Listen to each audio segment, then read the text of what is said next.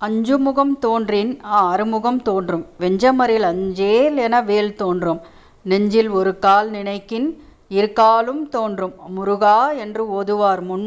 அன்பர்கள் அனைவருக்கும் வணக்கம். 10 பாட்டு என வழங்கப்படும் நூல்களுள் முதலில் வைத்து எண்ணப்படுவது திருமுருகாற்றுப்படை. இந்நூலை இயற்றியவர் மதுரை கணக்காயர் மகனார் நக்கீரனார். செந்தமிழ் தெய்வமாகிய முருகப்பெருமானை பாட்டுடை தலைவனாக கொண்டது இந்நூல். ஆற்றுப்படுத்தல் என்னும் சொல் வழிப்படுத்தல் என்னும் பொருள்படும். திருமுருகாற்றுப்படை 6 பகுதிகளாக பிரிக்கப்பட்டுள்ளது.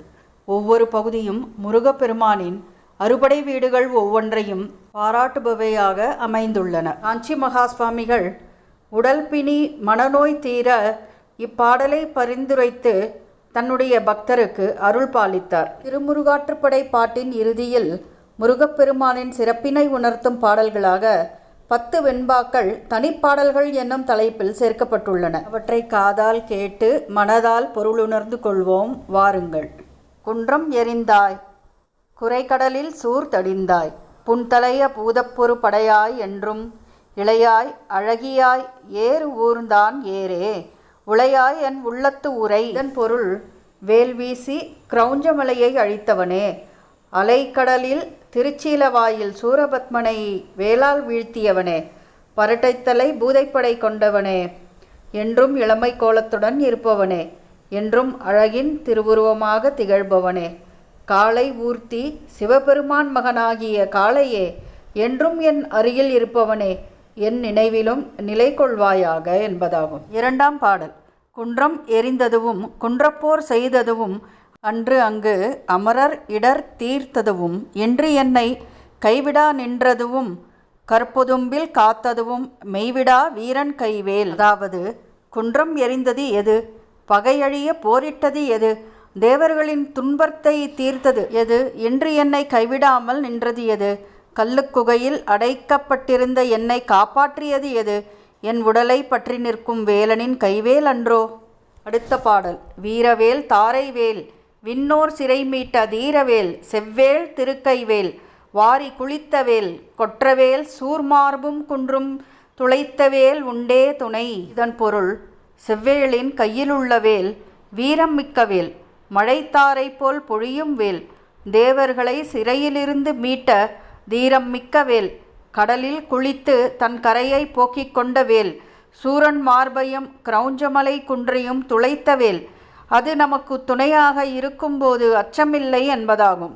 அடுத்த பாடல். இன்னம் ஒரு கால் எனது இடும்பை குன்றுக்கும் கொல்நவில் வேல் சூர்தடிந்த கொற்றவா, முன்னம் பணி வேய் நெடுங்குன்றம் பட்டு உருவத் தொட்ட தனிவேலை வாங்கத் தகும். அதாவது, வேலால் சூரபத்மனை வீழ்த்திய கொற்றவனே, முன்பு பனி படர்ந்த கிரௌஞ்சமலை குன்றத்தில் ஊடுருவிச் செல்ல வேல் வீசினாய். அந்த தனிவேலை என் துன்பமாகிய குன்றை அழிக்க இன்னும் ஒரு முறை வீச ஓங்கினால் அது தகுதிமிக்க செயலாகும் அல்லவோ? அடுத்த பாடல் பிரபலமாக பாடப்படுவது. உன்னை ஒழிய ஒருவரையும் நம்புகிலேன், பின்னை ஒருவரை யான் பின் செல்லேன், பன்னிருக்கை கோலப்பா வானோர் கொடியவினை தீர்த்தருளும் வேலப்பா செந்தில் வாழ்வே. இதன் அர்த்தம், உன்னை தவிர வேறு யாரையும் நம்ப மாட்டேன், பிற்காலத்திலும் உன்னை விட்டுவிட்டு வேறொருவர் பின்னே செல்ல மாட்டேன், பன்னிருக்கோல அழகினை கொண்டவனே, வானோர்க்கு செய்த கொடுமையை தீர்க்கும் வேலை உடையவனே, திருச்செந்தூரின் வாழ்வே நீயே துணை. இந்த பாடலும் முருக பக்தர்களால் அதிகமாக பாடப்படுவது. அஞ்சும் முகம் தோன்றின் 6 முகம் தோன்றும். வெஞ்சமரில் அஞ்சேல் என வேல் தோன்றும். நெஞ்சில் ஒரு கால் நினைக்கின் இரு காலும் தோன்றும். முருகா என்று ஓதுவார் முன். அதாவது, முருகா என்னும் பெயரை ஓதுவார் முன் அஞ்சுதலாகிய முகம் தோன்றினால் ஆறுதல் தரும் முகமாக 6 முகம் தோன்றும். துன்பத்தோடு போராடும்போது அஞ்சாதே என்று சொல்லி அதனை கொல்லும் வேல் தோன்றும். நெஞ்சில் ஒரு முறை நினைத்தால் அவனது 2 அடிகளும் தோன்றும். கவலை வேண்டாம். அடுத்த பாடலும் முருகபக்தர்களால் அதிகமாக பாடப்படும் பாடல்.